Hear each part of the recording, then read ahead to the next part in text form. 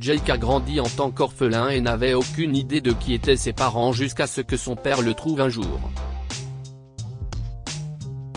Le jeune homme ne pouvait pas accepter les raisons pour lesquelles son père l'avait abandonné, alors il a repoussé pour découvrir qu'il était mort quelques mois plus tard. Jake a grandi et est devenu un adulte sans jamais connaître ses parents. Tout ce qu'il sait, c'est qu'il a été abandonné à l'hôpital lorsqu'il était bébé et qu'il a été placé dans un orphelinat après sa sortie.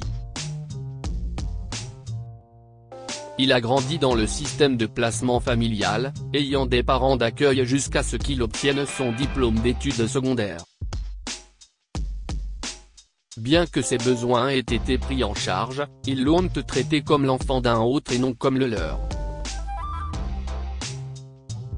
Lorsque Jake avait 21 ans et étudiait le commerce à l'université, son père biologique l'a retrouvé et a demandé à le rencontrer. Il s'avère qu'ils ont toujours vécu dans la même ville et que son père a engagé un détective privé pour savoir où il se trouvait. Jake n'était pas sûr de vouloir rencontrer son père. Il s'était tellement habitué à vivre seul et à être indépendant que le rencontrer n'aurait rien changé.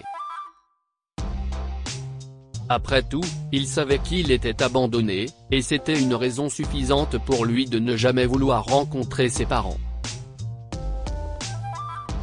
Jake a confié à sa petite amie Mandy que son père voulait le rencontrer. Qu'est-ce que t'en penses, bébé? Je devrais le rencontrer? Lui a-t-il demandé ce soir-là. Je sais que ce qu'il t'a fait n'était pas bien et absolument pas ce que tu méritais, mais ça ne ferait pas de mal de le rencontrer. Je suis sûr que tu t'es posé des questions sur l'identité de tes parents, et si est-il l'occasion de rencontrer enfin l'un d'entre eux. Tu n'as pas besoin d'établir une connexion avec lui, il suffit de le rencontrer et de voir qui il est, répondit-elle. Jake acquiesce ça. Tu as raison. Je suis assez curieux de savoir qui il est. Si ça finit par être trop pour moi, je peux partir, dit-il en tapant un message sur son téléphone pour répondre à son père.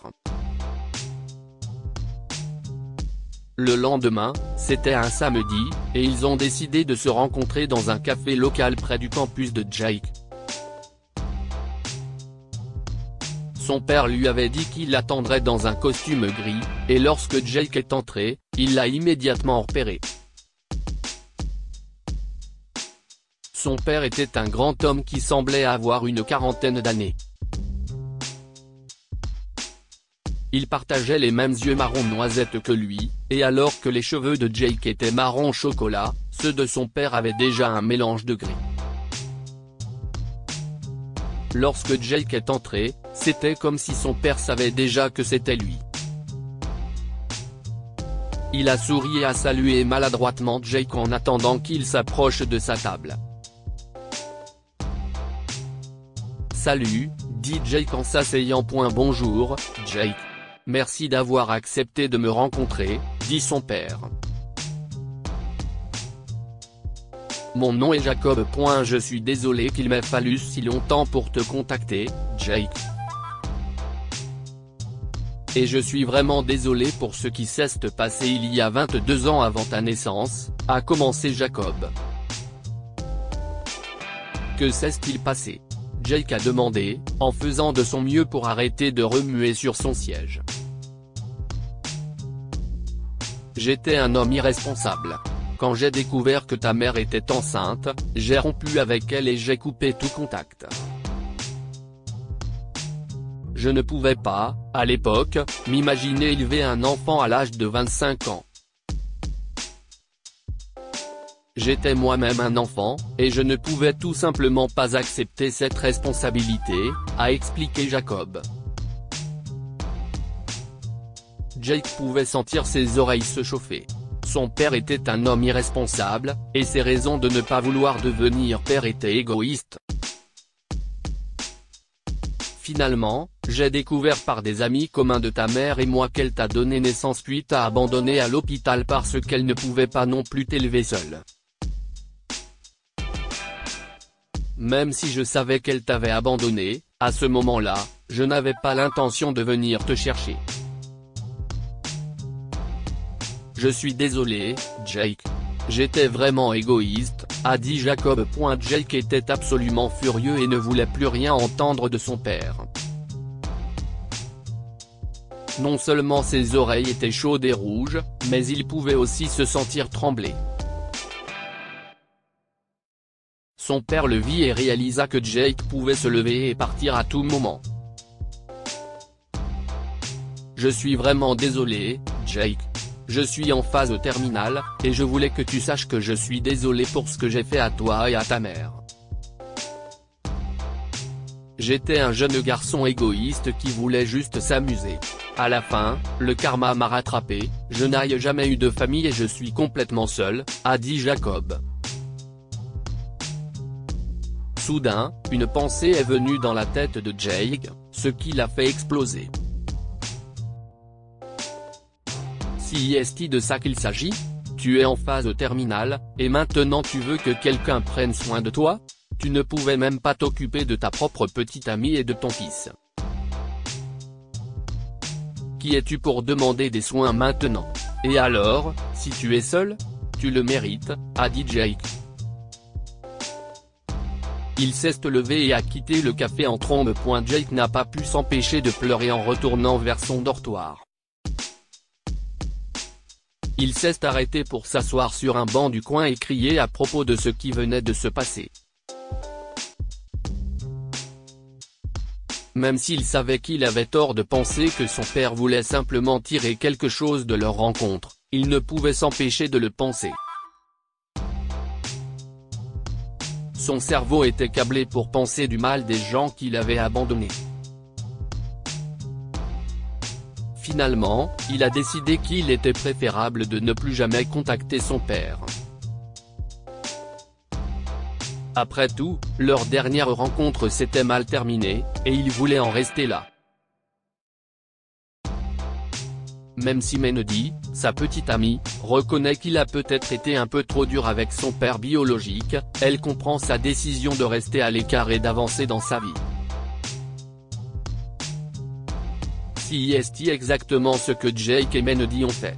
Lorsqu'ils ont obtenu leur diplôme universitaire, ils ont emménagé ensemble et ont trouvé un emploi pour subvenir à leurs besoins quotidiens. Malheureusement pour eux, ce qu'ils gagnaient n'était pas suffisant pour rembourser leurs prêts étudiants. Ensemble, ils ont cherché des moyens d'augmenter leurs revenus dans l'espoir d'alléger le fardeau laissé par les prêts étudiants qu'ils devaient rembourser.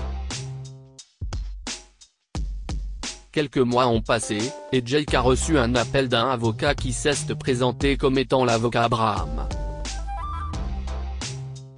Je t'appelle pour te dire que ton père est décédé et que tu fais partie de son testament. Si vous avez du temps cette semaine, veuillez passer à mon bureau pour que tout soit réglé immédiatement, a dit l'avocat. Bien qu'une partie de lui ne veuille pas être associée à son père, Jake se mentirait à lui-même s'il disait à l'avocat qu'il n'était pas intéressé à savoir ce que son père lui avait laissé. Ce jour-là, assis sur sa chaise de bureau, il se rappelle toutes les choses qu'il doit payer et tous les projets qu'il a pour son avenir et celui de Mendy. Finalement, il a accepté de rencontrer l'avocat. Une lettre a été remise à Jake au bureau avant la lecture du testament. Dans cette lettre, son père lui fait un dernier adieu en disant « Cher Jake, je sais que tu es en colère contre moi, et je suis sûr que tu le seras toujours.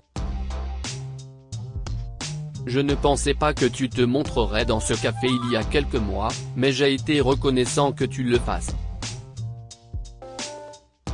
Bien que je savais déjà que tu penserais de moi que je suis un mauvais homme, je voulais simplement te voir et voir l'homme que tu étais devenu avant que je ne meure. J'étais si heureux de voir que tu étais devenu un jeune homme si indépendant. » Félicitations pour ta récente remise de diplôme. Bien que tu ne m'aies pas vu, j'étais là. Je t'ai vu monter sur l'estrade, et même si je savais que je n'avais pas le droit d'être fier, j'étais si fier de te voir là. Je te souhaite le meilleur dans ta vie, mon fils. Je regrette vraiment ce que j'ai fait il y a 22 ans.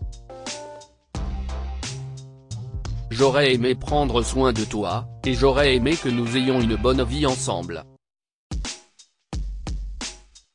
Maintenant, je dois vivre avec mon regret pour toute l'éternité. Je te laisse ma fortune non pas parce que je n'aille personne d'autre à qui la donner, mais parce que je veux en quelque sorte expier ma culpabilité. S'il te plaît, accepte-le. Avec amour, Jacob. Jake a pleuré amèrement en lisant la lettre.